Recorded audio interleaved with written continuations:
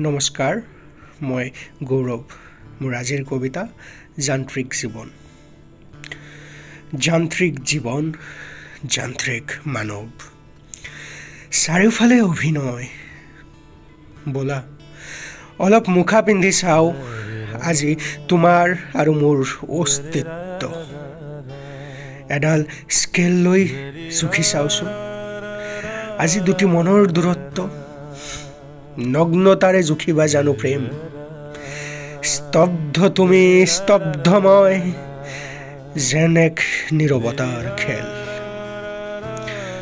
সমাজ আৰু সংস্কৃতি আজি ডেউকাবিহীন বিহংগ।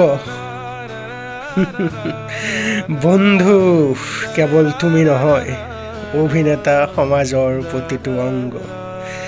অভিনেতা সমাজৰ প্ৰতিটো অংগ।